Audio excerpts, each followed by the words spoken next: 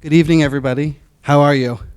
Excellent. Thank you so much for being here. My name is Jarett Wieselman, and frankly, if I wasn't standing here, I would be sitting where you guys are sitting, because I think you know what an astounding performer we have here with us this evening. I mean, giving us some of the most captivating performances, and three of which you actually just saw, two of which we'll talk about tonight. We're gonna get into all of them. Please, everyone, help me welcome to the stage star of Leftovers, Handmaid's Tale, Ann Dowd.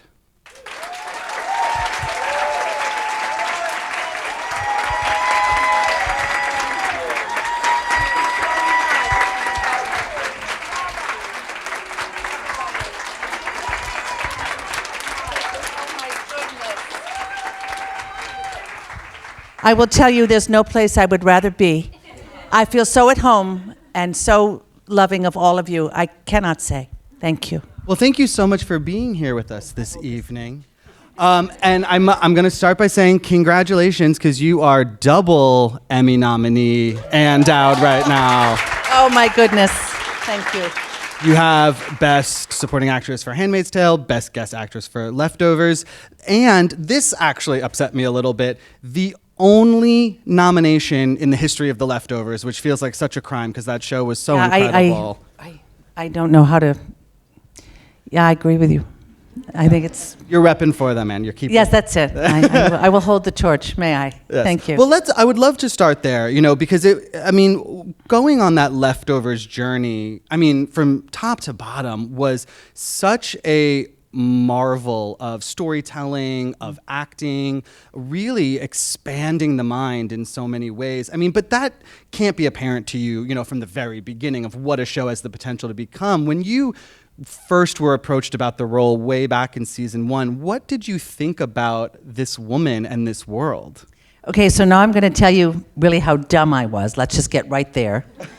I read it, and I said, I don't get it. No one's departing. It's ridiculous. My way of looking at material, I'm only telling you this because I've evolved just a little.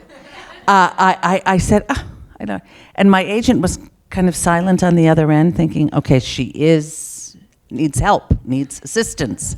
So he said, well, it's an HBO show shooting in New York, where I live. So maybe you want to read it again? And the things he could have said, like, what is... So I read it again, I thought, that little spark when you read a script and suddenly you think, oh, something's going on, and it's good. And I don't get it, and now I don't care. So then I auditioned, and by then I kind of liked her. I thought, this woman doesn't speak, and she knows what she wants. So I had the audition, I kind of liked it a lot, and suddenly you know how it is, you become attached. It's like, if I don't get that. So I did get it, and then it turned into a series regular, Pinch Me. Do you know how that is, where you think, okay, just let me have a series regular, for goodness sakes, let me have it. So then I did a few episodes, and by then I'm all in. I can't, because this is the thing, whether it goes anywhere or it doesn't, when you're in the hands of a brilliant writer, doesn't matter, does it? Or someone who thinks on a level that is not linear, in a process that we cannot put our fingers on, but moves us to the core. I love this room so much, I'm not sure what to say. Anyway, so then about 4 episodes in, by now I'm so attached to everyone, I get an email from Damon Lindelof. Hey, if I talk too long, you'll just put the hand up? It's literally not possible for you to talk too long. No. We're settling in for the long winter's nap here. Okay, well, but stay awake, my loves, just a little bit. We're here, we're ready. So I get an email from Damon Lindelof, who, if you ever can, find him and work with him. Just insist upon it. And so I got an email, and it said, now Patty is going to martyr herself. And it was in the morning early, and I started to weep. And I brought the computer into my husband, and I said, does this say what I think? And he said, it does. 3 days I wept. I wouldn't even speak to Damon. I was so crushed. I had no idea I was that attached. So we became very close in the next 2 weeks, going over the material. And here's the thing. When you have a role that actually teaches you to look differently at life, I fought it and I fought it. And finally I said, darling, she is teaching you something. She is telling you something. Listen. Of course, the lesson was, let go. She has finished her task on this earth. She has fought hard for it, and she is leaving. Let her go. Transformed me. The experience of shooting the end of her life in that cabin with the likes of Justin Theroux, he's another one, find him. He's extraordinary. That changed I've never seen the episode because the experience of doing it, which is our work, isn't it? Yes, we can watch it, but the joy of doing is what we do, isn't it? I will never get over that experience for as long as I live. And I learned something. Sit with grief, don't run. Sit with loss, and then let go. That's what that role taught me, imagine. And I learned about trusting another actor completely. I don't know about you, but intimacy is tough. And after we finished that scene, Justin and I both, because we were not close friends then, now he's my soulmate and I will jump in front of a truck if should anyone come and hurt him. We both said it's a love story, isn't it? It's about two people who see where they're afraid, where they hide, and what they're holding on to. And they don't even want to see it, but they do. And that's a love story. And so then to go to the second season, in which she has let go of her life, I said to Damon Lindelof, now, I don't know if you've seen Leftovers, you know that second season where Nora leaves because he says, I'm talking to Patty. She just says, time to leave. And I say to him, well, what did you tell her for? I told you don't tell her. She's going to leave, and now your daughter, if you tell her, is going to leave. So I said to Damon, who never volunteers information, if you have a question, he will answer completely, but he doesn't force that upon you unless you say, Damon, what's going on here? So I said, well, what is she doing? Is she trying to help him with his relationship? What's going on? And he said, oh no, she doesn't believe in relationships. Bing. You know when you get that note that says, oh my God, of course. She's the same person. He said she doesn't know what she's doing there. Last thing she knew, it was over.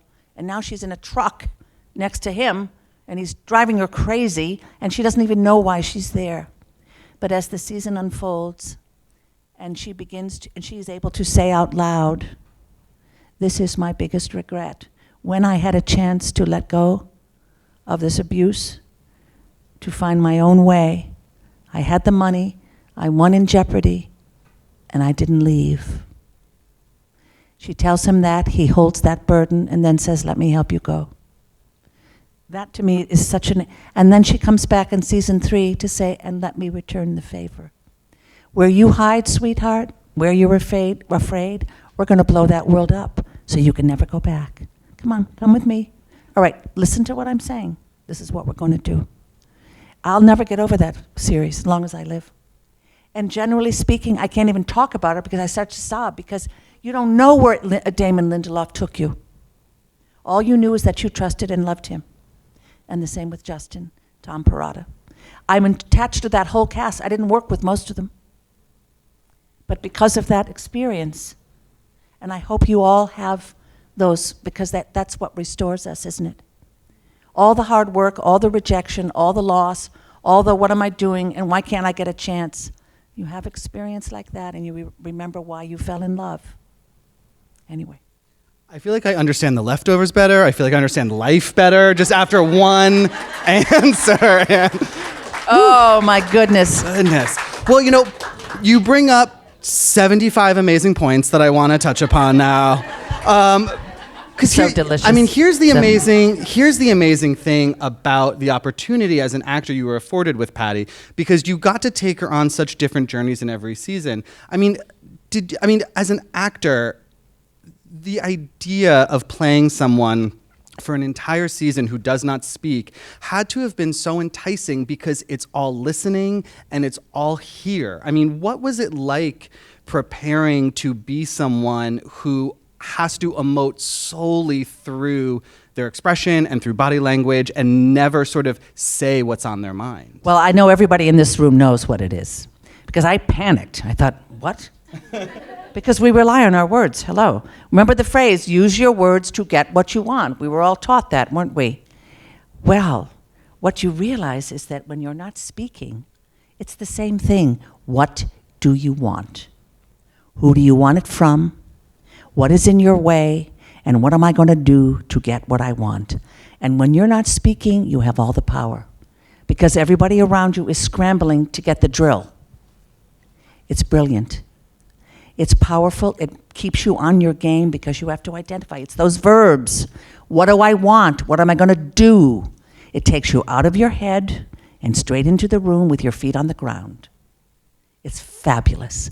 Then you get to then you have to talk in episode 5. You think, what? Who wants to talk? I could have done another way. Oh, I loved it. I loved it. It was bliss.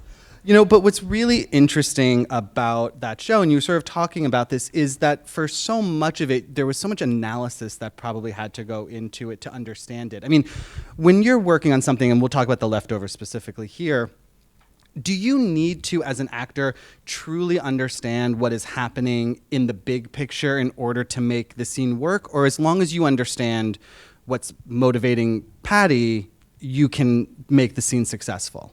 Yes, it's like anything, like a play. What is my part in this story? What's my job? And as soon as, if I could see that track, I didn't need to know what was coming later. It was helpful to know that she had a rocky past, that she had an abusive marriage. I was told early on that Amy Brenneman, love, she was my therapist. You see, and of course in The Guilty Remnant, I'm her boss. Thank you. But to have known that in the past was very helpful. But as to what comes next, no interest. And Damon, not no interest, too busy working on what I've got in front of me. And with Damon, what you learn quickly is to trust, because he knows those characters like his own soul. And even though in every season she was in wildly different, imagine that last one. What? She was the same person. So I had no concern about, well, I mean, and Justin and I watched that episode and the last one together in New York City. The chances of that happening are so slim. We sat together, just the two of us, and we watched, because as I said, he's remarkable. He's not only smart and wildly kind, he's aware, and he will have your back. Times like, I don't know if you saw that last season when Patty sings the Patty Duke song. And we did it. Now the camera's turning around on Patty. And I thought something is slightly off. So I said, what is it? He said, just do such and such before you sing. Smallest note in the world, changed it all. He's that person, do you know? I lost track of the question. No, you answered it. You got Yeah. there. What's interesting about Leftovers and Handmaid is that they're two shows that do have sort of flashback elements built into their structure, but there's never been, or at least at this point in Handmaid's, sort of focused on the character you play. So when you come into a project, is it important for you to build that backstory for your character? Do you need to know where she was born, where she was raised, what happened to her before, or do you just look at the text and sort of move forward with that? That's a great question. Remember in acting school when they say, what's her biography? It always annoyed me no end. I want to say, I don't know. How should I know? I don't even know her yet. What do you mean, her backstory? However, Bruce Miller, who was our showrunner and the head writer, who's fantastic, said, I think she was a teacher. Oh my goodness, light bulb. Because first of all, I love to teach. I taught for a while. Chekhov and Tennessee Williams, pinch me. In a school of musical theater actors, and this was their acting class. And so I love teaching. I mean, when you get, aging is underrated, that's my opinion. Because as you grow older, you let go. The struggle is not so intense. You don't want to control the world and everybody who looks at you. You want to say, let them do their thing, you do yours. But anyway, the thought that she was a teacher thrilled me. I was educated by Catholic sisters for most of my education up until 10th grade. I have 2 aunts who are Catholic sisters. And not that in any way were they like Lydia in that cruelty and that extreme belief about life, but they did teach me about a work ethic. You stay with the task until it is completed. You are no different from anybody else. You have a job, do it. And so that made sense to me about Lydia. She loves these girls. And her job is to make sure they understand what is expected of them in order to live a meaningful life. Can you imagine her in an all-girls school or a public school where they mocked her and she saw the promiscuity and the fuck every third word and no respect for authority, no relationship with God of any kind. She's watching the world disappear in front of her. I think she went to those weekly meetings for Gilead, everybody saying, we have got to step in and it didn't matter that I don't agree with her views, but I understood what she thought was important, which is the training of these girls and making sure they are safe and aware. So it was helpful to know she was a teacher. And then listen, when you see people who have a worldview that's this big, don't you wonder what happened? In a compassionate way. Now maybe Lydia did get pregnant at 15 and had an abortion for which she will never forgive herself. Maybe she was abused, and her way of promising God, listen, if you give me one more chance, I will never let you down. I will know your Bible like my hand. I will do whatever I can to bring purity back into this world. You can imagine when you see people who are shut down in that way and see only one way forward. So that was helpful, to think, what happened there way back? And I have to say, I think one of the very masterful things you did throughout the season was it would have been very easy, I think, for a lesser actor to play her as extremely antagonistic and violent. And there was such an undercurrent of empathy, and I felt the way you approached all of the girls who are under, Lydia's charge. There's the scene, I want to say it's like in episode 5 or 6 when there's the big party. Yes, and everyone the damaged one step away. Yes, and the way you handle Madeline, who played Janine, was so tender and thoughtful that to me, that spoke to so much of what I think about that character, that this is someone who is not doing this because she thinks people are evil. She's doing it from a place of this is what's best. This is what's best. And I don't want to do it, but I'm going to have to do it, and I will do it. Yeah. And I thought too about that. Janine, when she says fuck twice in the span of 1 minute, and Lydia's like, she's not going to learn. I'm going to have to take a step here. It's going to be severe. I honestly think Lydia regrets that action, that I should have taken a finger. I know that sounds absurd. I should have taken the cattle prod a few times and said, honey, going to snap out of it or not? But I think she went too far. And I think the ones that she damages, she then shepherds and keeps a very sharp eye. Poor Janine, she's unhinged. She's not going to make it. I agree with you. Poor little thing. But I want to... Make believe, thank you. I want to ask you, I want to take a step back and ask, were you familiar with The Handmaid's Tale? I read it in the 80s when it was... When the opportunity to be a part of a television series about it presented itself, what was appealing about that to you? Well, how well it was adapted. That the brilliance of Margaret Atwood, and plus, she's in that first episode. Hey, the one who slapped the aunt who slaps Lizzie Moss? That's Margaret Atwood. Imagine, she's magnificent. And sharp as a tack. Just that. The writing was fantastic. And the actors involved and the director. I like, you know how it is. You read something, you think, okay, I'm in. Yeah. I want to ask, these are 2 very prominent roles that you've had in the last handful of years that speak to, I think, an intensity of a person, which in real life you are very much not, based on... Give it a minute. And just turns it on, and I'm just like, oh, I will give it a minute. Try that. Yeah. But I want to ask, how do people approach you on the street in your daily life if they are fans of these roles? Oh, it's very sweet. The no makeup thing. Could someone throw some makeup on me once? My mother keeps saying, just ask them for a little lipstick, honey, a little blush. So, and that's how I go about life. I don't put on the makeup. I like it and everything, but I just don't have time. Children and life, you know. So I look the same. I mean, there's no hiding. That's what I look like.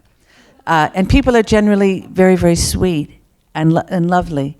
But I have to tell you one slightly funny story, which doesn't have to do with either series, but to this day it makes me laugh. I was going into Canada to do some work, and I had to, of course, go through customs. And and there's a young woman at the window. She said, "Oh, this is my first day." And I'm thinking, hang me. You know, it's going to be a long afternoon because she has to go through all the, right. So she said, "Oh, you're an actor." I said, "I am, yep." She said, "What have you done?" Favorite question, isn't it?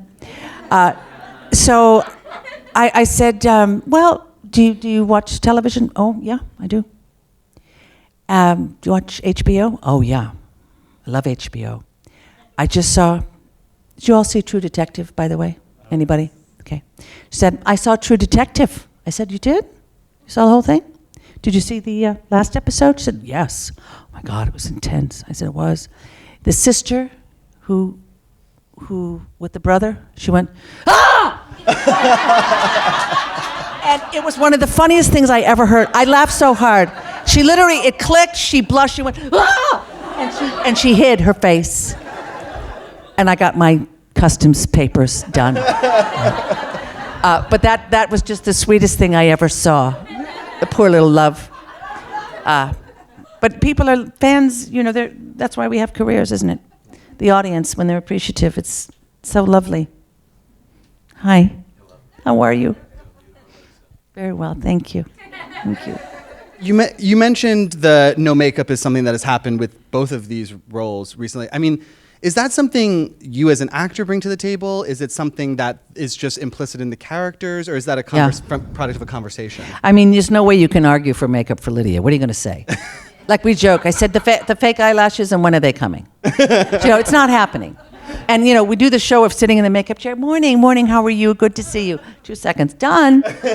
Thank you. You sure you know? Here's the thing. I love the look of an aging face. I think it's the most beautiful thing in the world. You know, you live your life. You go through hardship.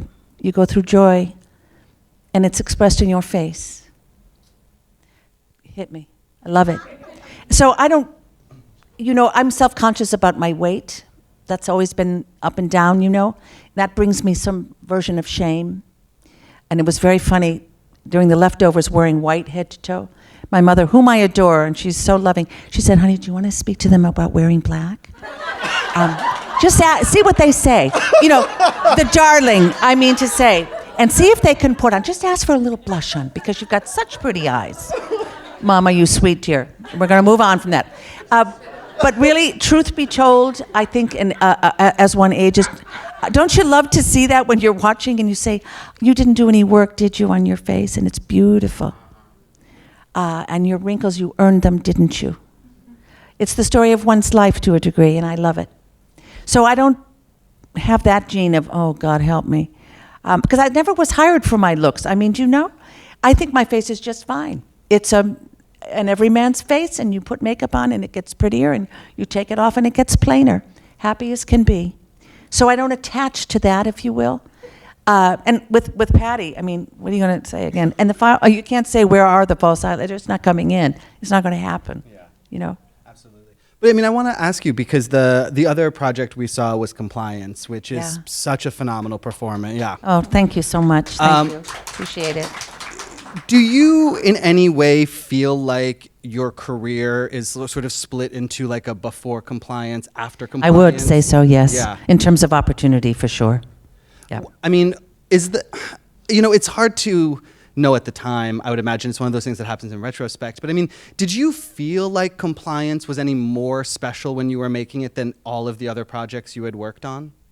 Well, when I read it, I thought it was extremely well written and extremely truthfully written, if that's a sentence. And it's the first time I ever sat in a room in an audition, and I wonder if you've all had variations on this, I imagine so, where you actually get the nerve to say, "I'm interested in you. I just want you to know, if you're interested in me, I'm interested in you." And I said that to the director, and I'm interested in this character. I've never said that in a room prior. You know, you're always bowing and thanking and thank you so much. And this time I just thought, you know what, I get her. People have said, I mean, did you have to dig? I said, no digging. Any woman in the world knows that, what it is to defer. Some have the constitution to say, what? You're a detective? That's nice. Come on down and do your job. I'm running a restaurant. She didn't have that. No one ever said, your opinion matters. You have agency. Her father said, come on, fatty, keep that boyfriend because you're not getting another one. You know, never knew that she had a right to say no, that no was a full sentence. But anyway, filming it, you know how filming is. You're so tired you can barely see straight. And I remember we went straight to nights to start. First day, second day, third. All night shoots because we were in a restaurant. I have 3 children. So there were points in the night, 3 or 4 in the morning, when literally I would go in a corner and say a prayer and I would say, help me to care. I'm so tired, help me to remember it's being filmed. That this is going to be the record of this scene. Please stab me with a pin if you need to. So you're too busy working, you know, those hours and trying to get the scenes right and hoping for the best. You don't think it's going to land. You don't even know if you'll see the light of day. That certainly wasn't where my focus was, you know, absolutely. If that answers your question. It does. Jeff, one of the people in our audience, asked a question. He was wondering if you knew sort of the story of compliance before the script. Had you heard? Because it's based on a real thing that actually happened. Yeah. Well, after I got the part, the director asked me if I would watch the footage of 2020, which is when this woman was questioned, and slightly broke my heart because I was just saying before about doubt, you know, the play Doubt. Her breakthrough moment, Aloysius, is when the sky's open and she realizes, I could have been wrong. Oh my God, that's the beginning of her life. That's the most profound moment. She will begin again and she will build her life again. This character in Compliance couldn't go there. When they asked her and when she realized, oh my God, I was complicit in this. Every step of the way, this happened because I allowed it to. You should have a nervous breakdown then, and then get help and begin your life again. It's a chance, but you have to be willing to say, I'm lost, I'm so lost. She couldn't. She said instead, you would have done the same thing. If he said you're a detective, you would have said, okay, what do I need to do? Poor thing, I think of her often. No, that's not true. I used to think of her often, and I wondered what happened to her life. You know, does she live in shame? Anyway, yeah. I'm rambling. No, but it has to stay. Did it stay with you more because it was grounded in reality, or do all of your characters sort of stay with you for a time when production is completed? Oh, yes, they do. I can't talk about Patty because I just break down. And I don't know why even, except that the material hits at an unconscious level that you don't even know you went to. That's the beauty of that experience. And she will remain always. Same with Aloysius.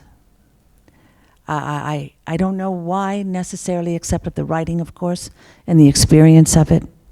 And you think, these are women I love, and well, we all love the characters, don't we? Have to fall in love. If you don't fall in love, then you start to judge, and then you're doomed. Do you know? Because then what kind of relationship can you have when you're saying, oh, you're an idiot? Like Lydia, in order for her to let me in at all, I have to say, honey, I get it. I want to get to know you, if you will allow. I will tell you about me, you tell me about you. Let's come together and see what we can do together. You know, like a relationship, kind of. These 3 projects, Compliance, Leftovers, and Handmaid's Tale, are projects that have actually a lot to say about our world or about humanity. And I'm wondering, do you find yourself more engaged in material that digs deeper than sort of like a surface statement about our world? Oh, sure. Yeah. And you know those wonderful loners, those ones that don't fit in, the ones that never had a friend in the world, the ones who were left alone to find their way, I love them. I love them because they're survivors against considerable odds. Oh, take me there any day. Don't you love them? Just those ones who just find a way to have meaning in their lives. So I'm selfish in the sense that if the character is well written, And then you do fall in love. It's like, I hope the rest of it's good because I'm on. I'm in, you know. But it's Leftovers is, and Handmaids, of course. Lucky me. You lucky them, frankly, in my opinion. Thank you. You spoke a moment ago about the way you approached the audition for Compliance being different than something you had done in the past. I mean, prior to Compliance, what was your relationship with auditioning like? Because it's almost like a different kind of acting you have to do in that room versus what you actually have the opportunity to do on set. Well, it took me years, and I mean years, to love auditioning. I couldn't have a conversation in the room with a director or a casting director because I was full of fright. And I would honestly stutter. And they may well have said, I wonder if she has special needs. And I mean, I have 2 children with special needs, so I think I can say that. We're literally, my agent once knocked herself out to get me an audition with Jonathan Demme for Philadelphia. And it took her forever, and she got it. And it was one of those days, haven't we had them, where you feel like you're an introvert and you don't want to speak to a living soul? It's the death for an actor. Mm-hmm. You think, no, not today. And so it was very humid, and I was walking to the audition, and I was talking to perfect strangers so that I could snap out of it. I'd be like, hi, how are you? And they're like, this is New York. They're like, I'm good. Love that shirt. It's so nice. And they're going, oh my God. And so I get to the audition, and I have not opened up at all yet. I'm still I'm in the tanks, the trenches of just introversion. And so then I walked in and said, hi. And I thought, oh my God. Try authentic, try that. But then I realized, you know what, honey, you're not gonna win this today. You are in the tomb, and you're gonna stay there. So just accept it. It's the way it is. So I kind of went into the audition like I was going, walking the plank. And there's sweet Jonathan, who's lovely, and God rest his soul, he's gone. He's a beautiful man. And Howard Feuer. Does anyone know Howard Feuer? Okay, old timer, really good. No time for nonsense. So I go in the room. I said, hi. That's all that came out. So we sat down, so how are you? I said, fine. And inside I was dying. And you know how the cast director's like, oh my God. Now we've got someone who won't speak. And so he said, he took over the audition. He said, Ann has a baby, new baby. Now, there's a lot of great stories about babies, correct? They're all cute, too. So you can warm up a room in 2 seconds. This is what I said. He stood up in the crib. That was the whole sentence. Of all the memories of my sweet little adorable son, and I said he stood up in the crib. And then Howard Feuer takes over again, thinking, get her out. And he said, so let's get to the scene, shall we? And by now I'm so much lower than I was coming in. I thought, honey, you know what? Just give it up. Read the scene. Thank you, Mr. Demme. Thank you so much. Thank you. Crawled out in my mind. Went straight to the payphone, and I called my agent, and I left her a message. I said, Marcia, I know you knocked yourself out for this. I am deeply grateful. I did poorly, very poorly. I did my best, though. I can tell you that, and I'm so sorry it didn't work out. I go home, turn on the phone machine in those days, right? Click. She was screaming, you got it. You have to go and see if you look like Tom Hanks tomorrow, if you could be brother and sister. And so I go the next day thinking, is this true? Got the part. Later she said, you know why you got it? I said, tell me. Because she was curious, because I told her, she said, because when you read and when you were in the room, it didn't occur to them that you could ever be a doctor or a lawyer.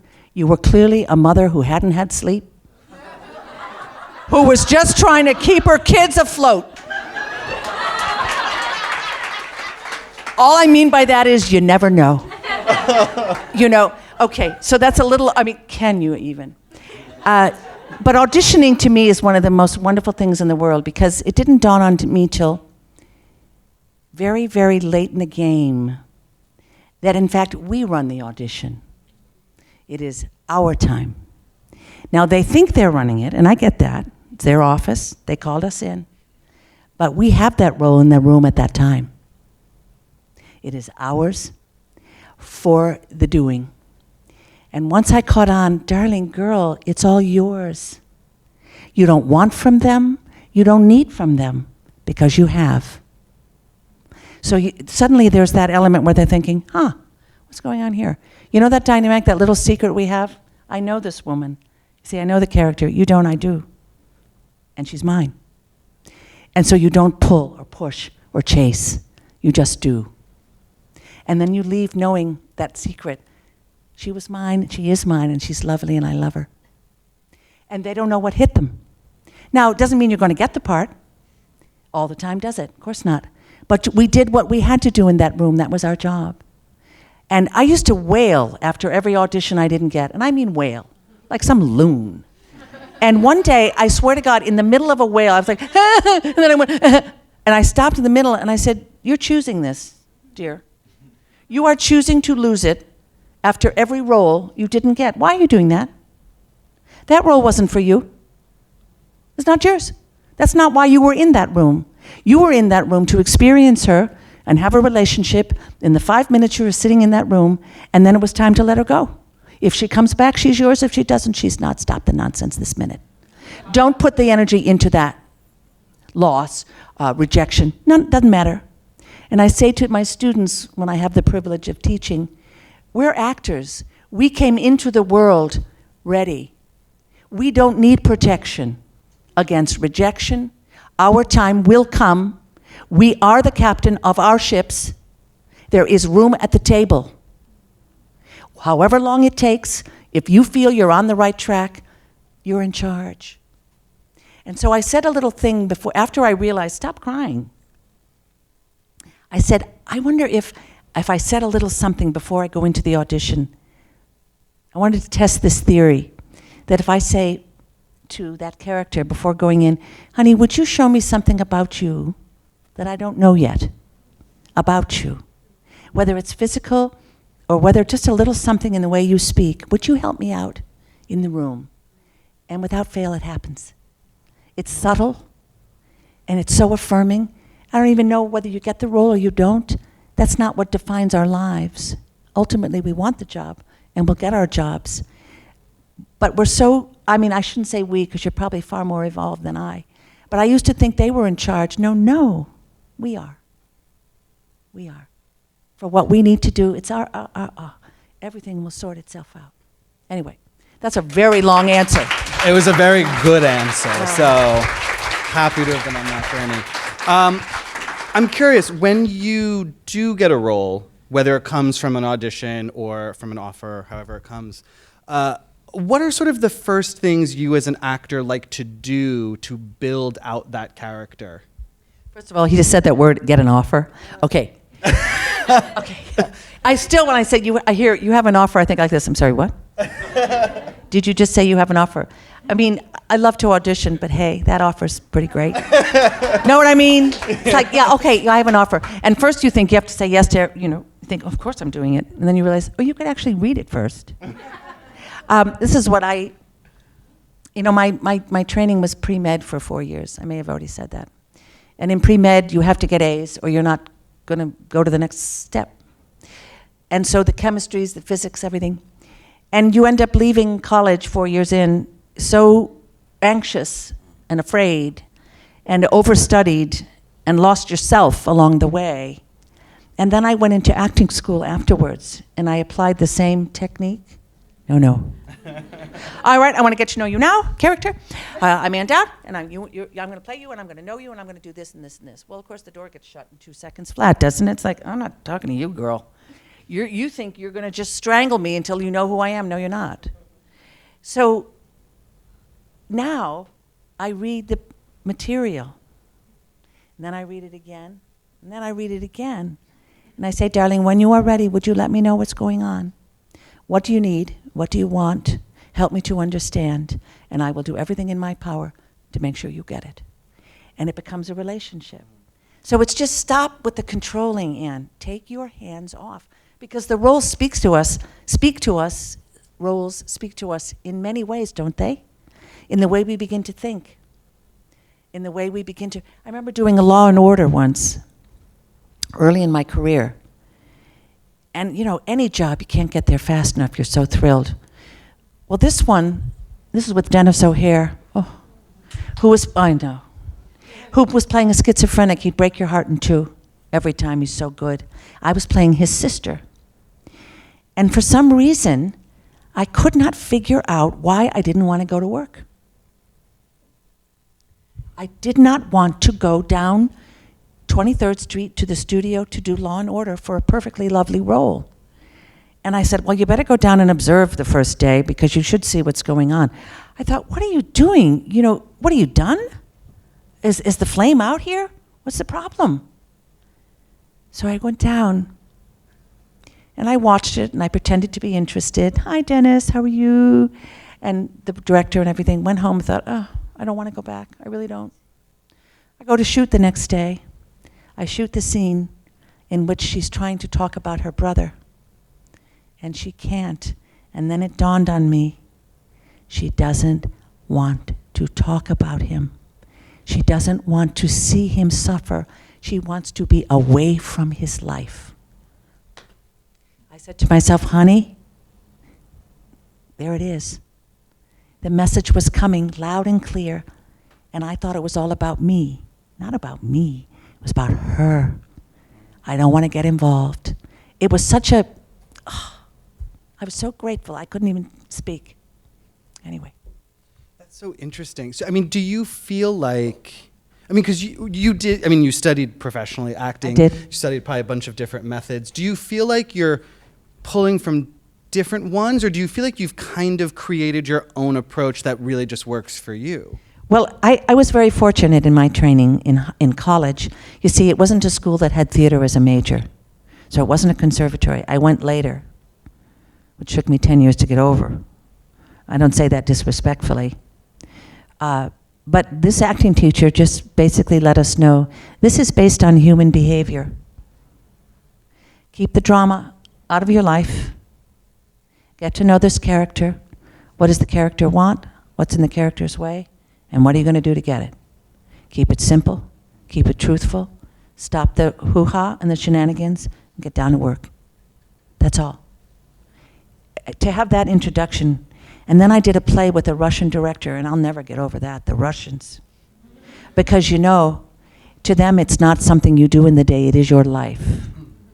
And we would go to rehearsal. This is my first job out of New York. When I went to New York, you know, I went from Chicago. I had an agent in Chicago, and I did not have one in New York. I was 32, and I arrived in New York, and I would force myself to go to Broadway's houses. I would stand in front of them, and I would say, arms open. Hello, and I will be working here. Thank you. Thank you very much. I will have a job. I will have an agent in 3 months, and I will have a job in 5. And that's how I would like to do it. Thank you. Well, that's exactly what happened. I don't know. Anyway, Hartford stage, Russian director, spoke no English, had a translator. He would start us off in the morning like your father that you love, or the kindest creature alive. At the break, he would say, it is with, please go home and rest, have a light meal, please take the character with you wherever you go in the day. Hold her close, but not too tightly. Rest, come back to me, and then we do the evening session. He would say, it is with sadness that we part on this day. I will hold you until we are together in the morning. Rest, take care of yourself. And that's how the characters were treated. He was the one who would say, the only one that matters is the person you're in your scene with. The audience should think they are eavesdropping, and they shouldn't know it. They shouldn't be there, but they know they're there and they're happy. Just basic things like that that you never forget. I'm off the point. No, you're making an even better point. I mean... Yeah. Well, I'm curious, you know, you had talked before about how you were in med school studying to be a doctor, and I know from reading up that initially your family was not on board with acting. I mean, what was it about this craft that in those early days spoke to you so much that you, in effect, sort of derailed this entire theoretical plan that you had been on? Well, it didn't occur to me that what you love and understand, you pursue. I thought that you did that for fun, but you did something that was hard and that you had to really buckle down and attend to. My father wanted me to go to Holy Cross, where he went and my grandfather went. Because he went, I wanted no part of it. He was a huge supporter of my acting in high school. He'd be the one in the back, coming for the 5th time, standing in the back. Lovely. And plus, they used to have the Dublin players from Ireland come and stay in their house growing up. It just wasn't considered something that you did for a life. And I found out, I came home one day, I had gotten Adelaide in Guys and Dolls, and I was beside myself. I came home, I came flying in the door, and my mother and sister were sitting there, and they were crying. My mother didn't cry. She was raising 7 children, she didn't cry. I said, what is it?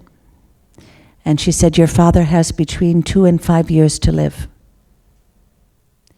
And in my mind, I thought, wow, because he had been ill and I was terrified about it, but no adults would listen. I would say, something's wrong. You're just a worrier, you're a worrier. So my mother said that, I went upstairs and I had a good cry. And my father and I were always at odds because traditional Catholic upbringing, I didn't go for it. He loved us to bits, but I would say things like, now, Dad, this whole problem with premarital sex, that is the dumbest thing I ever heard.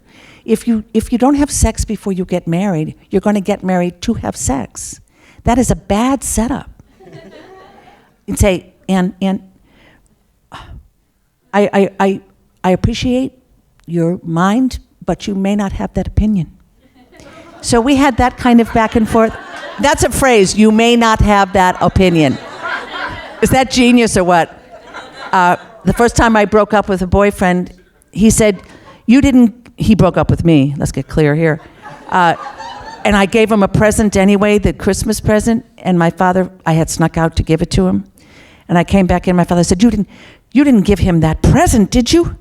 You didn't give him that after the way he treated you?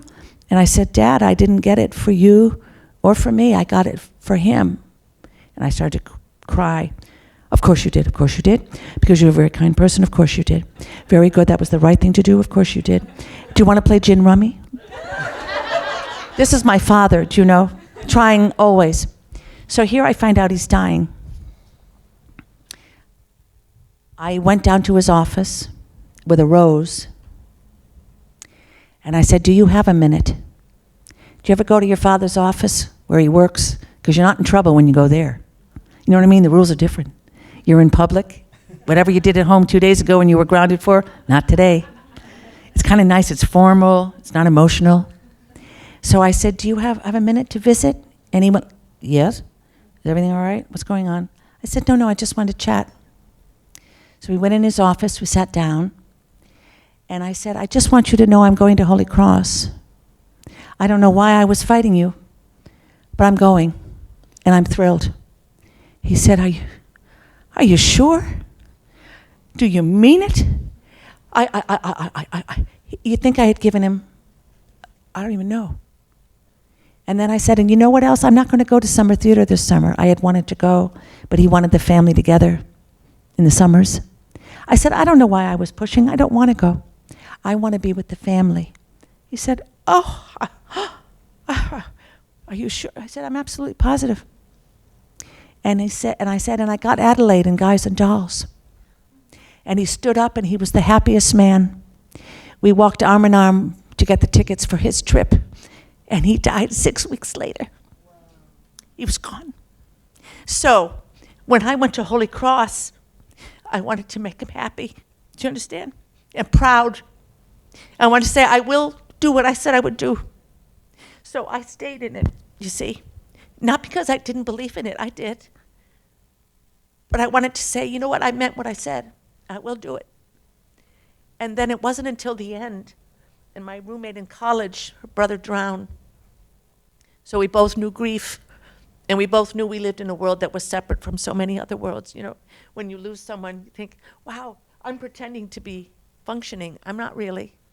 I'm actually stuck. And she and I understood. And when people would say, you know, you got to snap out of it.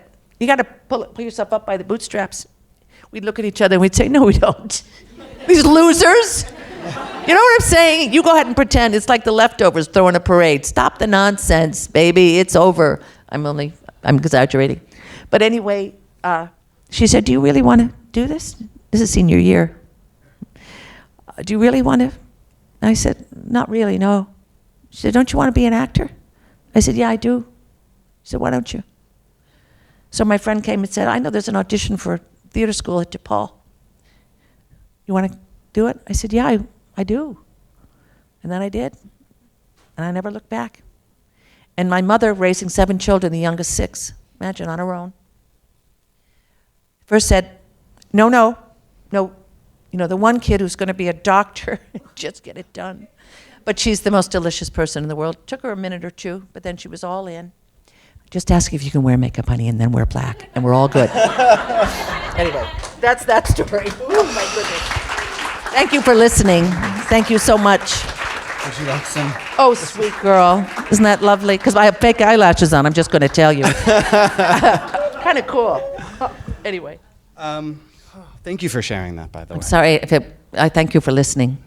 I want to turn to some audience questions. Oh, please. Before we bid adieu.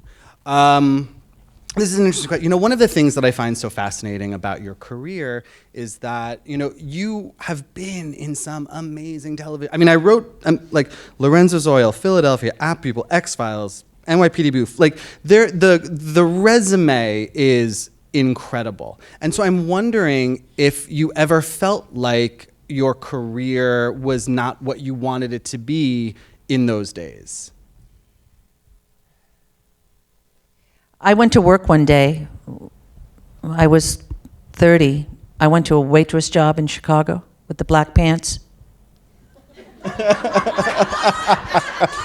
And it gets worse. The white shirt and the black tie, my favorite. I want to say, hello, women. We don't wear these. I mean, at least make it a feminine, no. So I'm walking to work, and I look over, and there's a limousine in front of a theater. And the film is about last night. And my classmate, lovely Elizabeth Perkins, is having her premiere, and I'm going to wait on tables. I couldn't believe it. I practically crawled into the restaurant. And then I got home, and I was sitting on my porch, and I was weeping and wailing. When is it going to happen? It has to happen. And why? Why is Elizabeth going into her premiere? You know, the whole thing. I'm not joking when I say this. You might think I've lost it. But a very quiet and firm, by firm I mean, listen to me, voice. And I swear to you, it'll all be fine. It will all be fine. You will be in your 50s. You will be 56. That's the year of compliance, may I say. This is when I was 30. And I said, oh no. Oh, no. I am not going to be in my fucking 50s. I couldn't believe it. I was outraged. Instead of hearing the gift, like, relax, it's going to be fine. I was furious. And of course, you know, you just go from one job to the next job. If the job is good, you're so grateful that you just try to keep your eye on that. And so I never got terribly distracted because I thought the jobs were great, you know? Absolutely. Well, the reason I ask is because Dominique was wondering. Oh, sorry, Dominique, where are you? Oh, no. Well, because I wanted to ask that first because she was wondering how you would stay motivated and optimistic and inspired during, quote, slow periods. But it kind of sounds like you used that as motivation through those times. Well, just the work and knowing you're in the right place. Don't get me wrong. There are those dark periods where you think, you got to be kidding me. I could do 5 weeks and then I would begin to lose it. I could go 5 weeks without, because I never knew I didn't know what the next job would be. That's often our situation, isn't it? You don't know what, but just, keep the faith. Keep the faith. And that's what I would, when I'd go down, I'd say, girl, come on now. You know the answer. Keep going. That's all. Yvonne was wondering, what role has left the deepest impact on you personally thus far?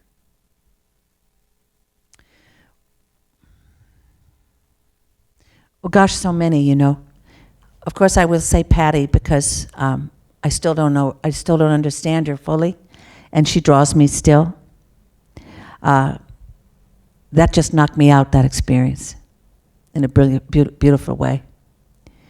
And it dovetailed into my life so much, learning about sitting with grief, learning about letting go. Aloysius and Doubt, same, about work ethic. She's the last person in the world who wants to run a school. She wants to work alone in the garden, but that was the job she was given, and she will do it to the best of her ability. I love that dearest one in True Detective. Love her. Imagine that life. Just lucky. I love playing Shaw, because the minute you open your mouth, you're intelligent. You know what I mean? You suddenly, the words that come out, you think, oh, wow, I'm smart. Whoa. You know, it's just a blast. I could never have those sentences that long, but hey, I'll own it for a night, you know. Absolutely. Michael is wondering, if you were able to guest star on any current television series, what would it be and why? Guest series, oh my God. I think. I don't know the answer. Because I haven't had a chance to watch much. Sorry. I would say And You'll Die, but Golden Girls, which is no longer on. Because for some reason, I have a special needs older son who's on the autistic spectrum. I have 3 children, and my youngest we adopted. He was my foster son as a baby. And he had 7 homes in 6 years by the time we got him back. And he has so many issues and things. And for some reason, Golden Girls, we all get it. And we all howl away.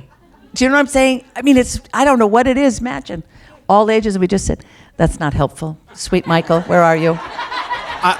Sorry. I think it's entirely helpful because it just means we need to reboot it starring you. And then we're set. So funny. Chris is wondering, what character have you played that is the most similar to your personality? That's the whole question. I know, I went up in a weird way at the end that made it sound like there was more. Because I thought, okay, I have a minute to think here. I felt like I should have been like, that's it. Let me think. God. I don't know, love. I don't have any idea. Wasn't this awful? Let me think. But I mean, you must, as an actor, pull so much of yourself into every character in some regard in order to sort of... Well, that's the idea, wouldn't it be? I didn't mean that in a sarcastic way. You know, I used to say, you know how you never get the scripts ahead? I have no idea what's happening in *Handmaid's Tale*. And I used to say, what do they think we're going to do? Prepare? I mean, but it's probably... It's probably a good idea because you think, you know what, I'm not supposed to tell you, but I'm going to tell you anyway. My friend Angela Cohen is sitting right here. I love her very much. She's a wonderful filmmaker and a wonderful actress. Hi, sweetheart. Doll. Go ahead, sweetie. No, that's okay. Well, in closing, I want to ask you that, you know, you've, frankly, imparted so much in amazing advice over the last however long we've been sitting here. I've lost track of time because I've been so enamored. It's just so wonderful to be with you all. I mean it. Well, I want to ask, you know, you do have a room of actors here. I mean, do you feel, is there a piece of advice that you wish someone had given you, or you tend to give actors when talking to actors, whether you're students or friends? I mean, in that world, you know, what is sort of the lesson or piece of advice you'd like to leave this room with about this craft that you all love so much? I would say be kind to yourselves as much as you can. I just think you're extraordinary. I do. It is going to be okay. It is going to be okay. You will have the roles. They will come. There is a way. Don't despair. And just show kindness to yourselves, because it's very hard when you're rejected and we think, what'd I do? You didn't do anything, darlings. It's all going to happen. Just stay present in your lives. And I wish you the utter best. Truly, truly do.